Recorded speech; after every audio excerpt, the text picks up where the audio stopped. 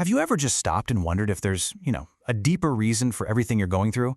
Well, in this explainer, we are going to unpack a really profound message that kind of reframes everything, from what consciousness even is, to that delicate dance between your free will and your destiny. We're about to look at reality in a whole new way, all based on this fascinating source material. So right off the bat, the source material hits us with this really provocative question.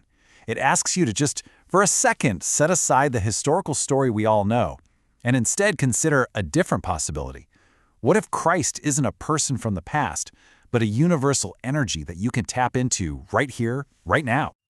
Now, to really wrap our heads around this idea of an accessible energy, we've got to make one key distinction first. We need to separate the messenger from the message.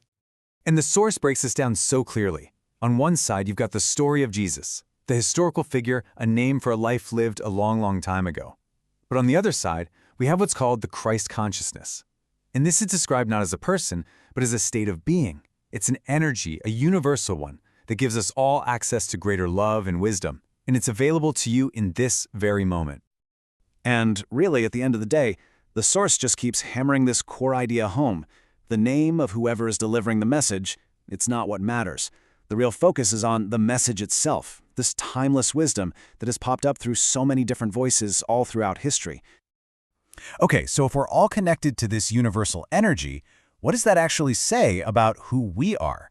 What is our true nature? The source tackles this huge fundamental question next, like, who are we really? The answer we're given here is incredibly direct. Our true nature is consciousness, and it defines consciousness in its absolute purest form as being the exact same thing as love. They're not two different things. They're presented as one and the same universal substance. And this idea goes even deeper. The source suggests that our whole sense of being separate individuals, me over here, you over there, is actually an illusion. In reality, we are all just different expressions of a single unified consciousness, one divine mind that's experiencing itself through all of us, through countless different points of view. Okay, so if we're all part of one big consciousness, what does that mean for our individual lives?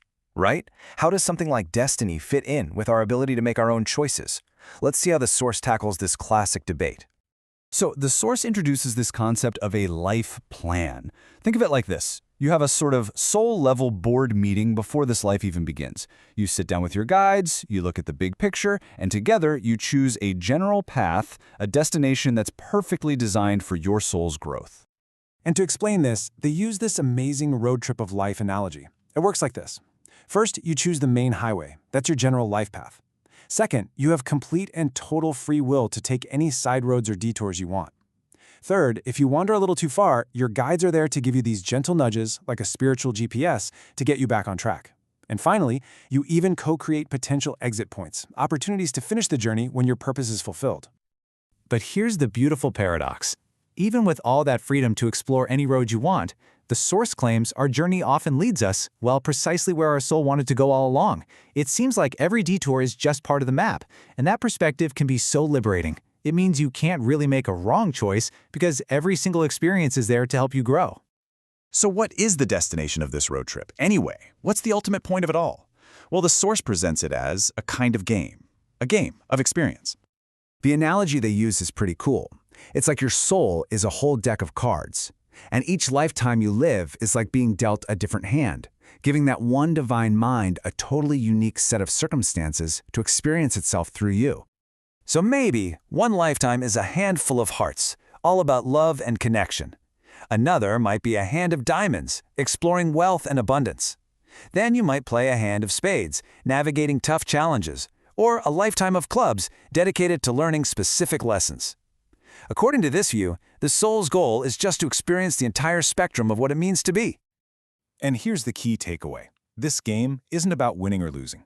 The whole objective is just to play the hand you're dealt, to fully dive into the experience, and to grow from it. With every lifetime, the purpose is to shine that inner light of consciousness, which, remember, the source defines as love, just a little bit brighter. Okay, so that's all some really big cosmic stuff. How does any of this actually translate into our daily lives? Let's bring these ideas down to earth and look at the practical advice the source offers. The source gives us one last really powerful metaphor to work with.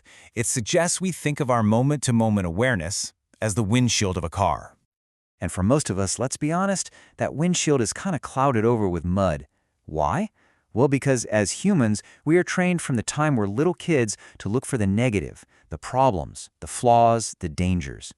This clouds our perception, and it literally stops us from seeing the incredible beauty of the world that's right in front of us. Which, of course, leads to the most important question of all. How do we clean the mud off the windshield? How do we start seeing clearly again? And here's the actionable advice, the how-to. It starts with just recognizing the programming, that training we all have to see the negative. From there, it's about making a conscious, intentional choice to focus on goodness instead. The source suggests starting every single day by asking yourself, how may I shine today?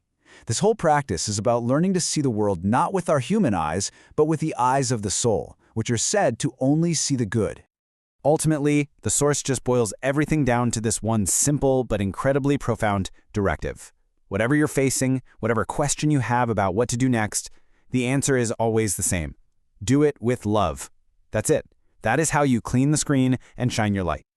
So, we'll leave you with this final thought to carry with you. Just as an experiment, what if you made a conscious choice just for today to clean that windshield, to intentionally look for the magnificence in your world and in every single person you meet? What do you think might change?